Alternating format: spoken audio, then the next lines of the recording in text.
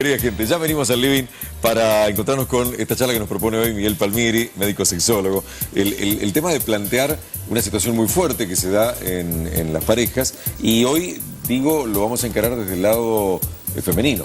¿Digo bien? Sí. ¿No? Habíamos dicho como títulos, no disfruto, no quiero, no termino. No termino en relación a no llego al orgasmo. ¿No? Perfecto. ¿Estos son realmente los principales problemas que plantea la sexualidad femenina hoy?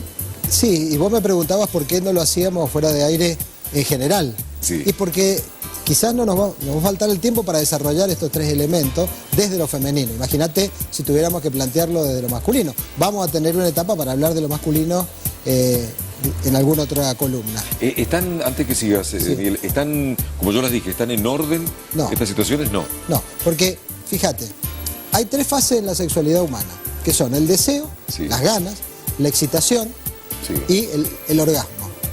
El deseo es todos estos cambios que se van dando cuando yo ya tengo ganas de mantener relaciones. Eso es una etapa previa. Sí. Entonces ahí sería, no tengo ganas, Sí. no quiero. Bien. La segunda parte, que sí es secuencial, es la excitación. Es decir, una serie de cambios que se dan en el cuerpo que preparan, que van provocando, es precisamente esto, la excitación, sea del hombre o de la mujer, ahora estamos hablando de la mujer, y que ahí estaría vinculada a la primera parte, donde no disfruto, algo me molesta. Vamos a esa Bien. fase, algo está pasando en la excitación. Y el tercero es, no termino, la conclusión. Puedo tener deseo, puedo tener excitación y puedo no terminar. Bien. De las tres, vamos a comenzar a desarrollarlo.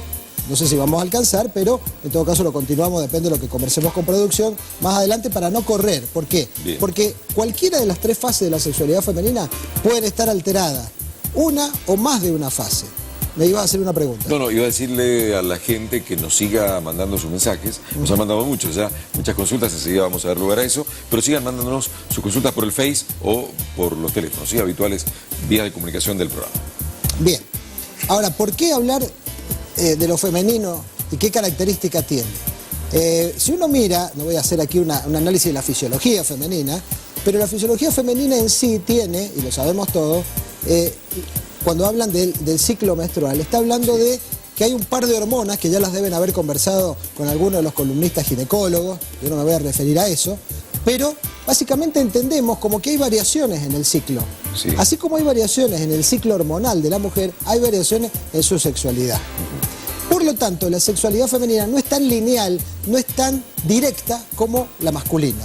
Nosotros tenemos un órgano que es el pene, donde está centrado casi todo lo que a nosotros nos interesa. Nuestra conducta, nuestra mirada es penecéntrica. Está todo centrado en el pene. El tamaño, la erección, el terminar, está todo ahí. La sexualidad femenina es más diluida en todo el cuerpo. Por lo tanto, aquí viene uno de los temas de por qué no hay que ser simplista o sencillo en decir, bueno, le pasa eso porque es, un término que ya no se usa más, una frígida. Ya no se usa más el término frigidez. Se usa disfunción del deseo, disfunción de la excitación o disfunción del orgasmo. Vamos a explicar qué es disfunción del deseo, qué es disfunción de la excitación y qué es disfunción del orgasmo. Voy a dejar hacia el final el tema del orgasmo, aunque es la más frecuente de todas las disfunciones femeninas, lo que se llama preorgasmia. Mujeres que no pueden terminar, que tienen ganas, que se excitan, que se lubrican, pero que de repente no pueden terminar. Y que o fingen el orgasmo, o se angustian, o creen que eso no se puede modificar. Eso no lo voy a trabajar inicialmente. Vamos a la primera parte, la parte del deseo. El deseo es como un cristal, Coco. El deseo es algo que puede, o en algún momento parece un cristal y en otro momento parece un bloque de acero. Sí. Depende de los momentos y depende de las personas. Hay personas que están sometidas a gran cantidad de estrés y sin embargo siguen teniendo deseo sexual. Y hay otras personas que una discusión, un problema con la familia, con los hijos, un problema de lo que le está pasando en su trabajo, origina un cambio transitorio en su deseo.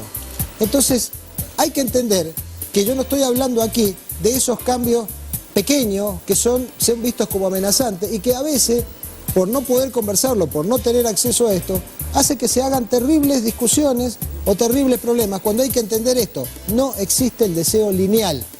Empezamos en nuestra pareja y teníamos deseo todos los días y a lo mejor pasaron 10 años y teníamos el deseo alto y de repente en un momento determinado cae el deseo.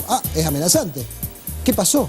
A ver, hay que poder entender que el deseo no es una cuestión permanente y el deseo femenino tiene como dos elementos básicos. Uno, lo que se llama el hambre de deseo, el apetito. La mujer tiene ganas de hacer el amor, ganas de mantener relaciones. Y a veces hay etapas donde la mujer inicialmente no tiene esas ganas. Sí. Esto es uno de los temas que más se habló en los congresos, el deseo femenino.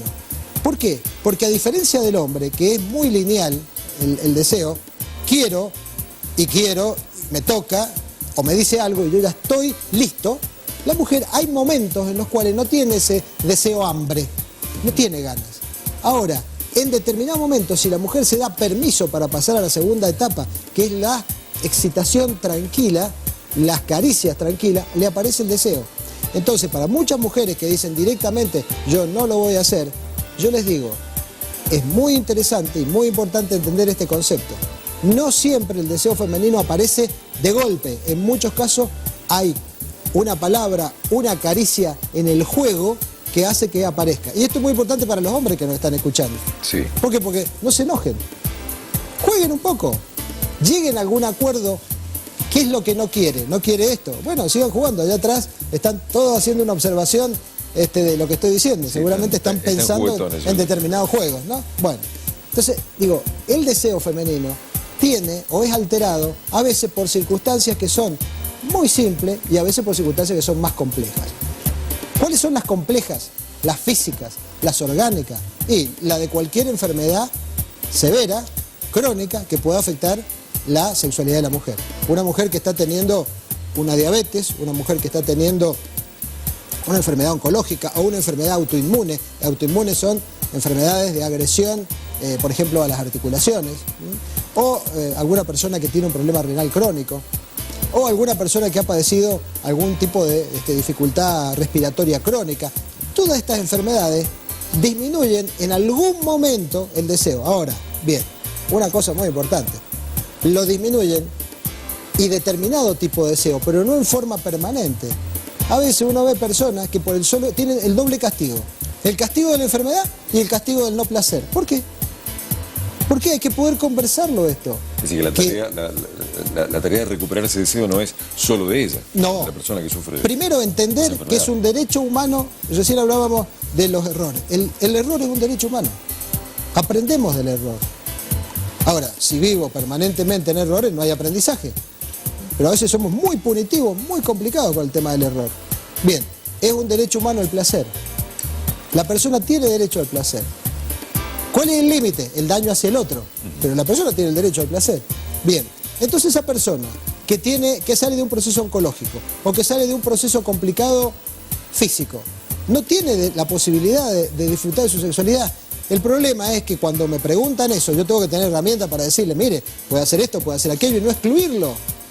Porque imaginemos, todos en algún momento vamos a tener alguna dificultad en la salud y entonces se terminó el placer. Y fuera de cámara hablamos con producción y el tema de las endorfinas, de los masajes. Quizás a lo mejor algunas cosas no me gusten. Quizás a lo mejor esa mujer no va a querer tener una penetración como la que tenía con posición A, con posición B, posición C, como le gustaba a los 30, a los 40 años. Pero puede tener excelente sexualidad. Entonces entender que el deseo puede reactivarse si no hay una enfermedad física invalidante en el momento en el cual se está dando.